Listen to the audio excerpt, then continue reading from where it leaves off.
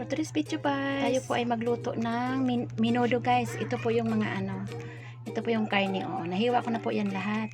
Ayan, ito may taba tayo binukod para yan ang kuha na natin ng mantika. Ito naman po yung atay.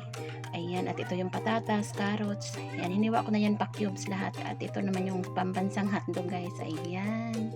At ito yung rino para pangpalapot. Instead na gagamit tayo ng harina or cornstarch, yan na yung pangpalapot. Ito naman yung ng kalamansi, katas para doon sa atay natin. Ayan, hindi natin ibabad para mawala yung lansa. At ito naman po yung silver swan, pangpalasa mamaya doon sa karne po. At ito yung aswiti pang pakulay natin. At ito yung mga ricado natin lahat guys. Ayan. O diba?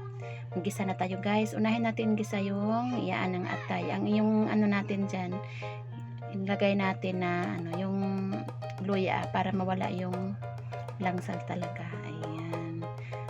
Yan, halo-haloin lang natin. Yan na yung technique doon para masarap yung luto natin. At ito itinabi muna natin, luto na siya. Para magisa naman tayo ng panibago. Yan yung taba nga tinabi ko kanina guys. Ayan. Yan yung kuha na natin ng mantika kasi sayang naman yung mantika niya. Ayan. Ayan, nakakuha na tayo. Lagay na natin yung mga bawang at sibuyas natin. Ayan, diba? Ayan na. At medyo brown na yung natin, bawang at sibuyas. Lagay na natin yung karne. Ayan, diba? At ayan. Lutuin na lang natin ng ilang minuto para maluto naman yung karne niya. At ilagay na natin yung atay kasi kumukulo ng masyado yung natin niluto. At lagyan na natin ng pork cubes para lalong lumasa yung luto natin guys. Ayan, at ito na nilagyan ko na rin siya ng aswiti guys. Ayan, lagyan natin ng aswiti para medyo mamula-mula naman may kulay naman yung luto natin. At lagyan natin ng konting tubig para lalong maluto yung karne at maluto rin yung mga gulay. Ayan, kasi nilagay ko na rin yung mga patatas at carrots.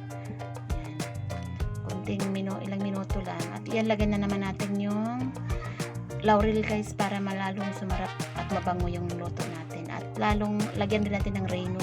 Ito yung reno para pang palapot. Instead na harina or cornstarch, yan ang inilagay ko. Diba? Para lamang lumapot at masarap. At lagyan na natin yung hotdog natin.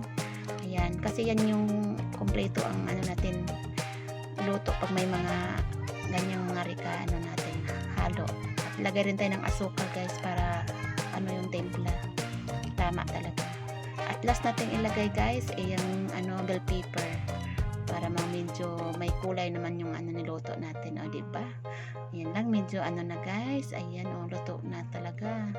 Malambot na lahat at ready na sa kainan. Ayan o diba? Kain na tayo guys. Tikim-tikim na tayo. O diba? Sarap na talaga guys. Sarap talaga pagluto natin. Alam natin kung paano natin tinimpla.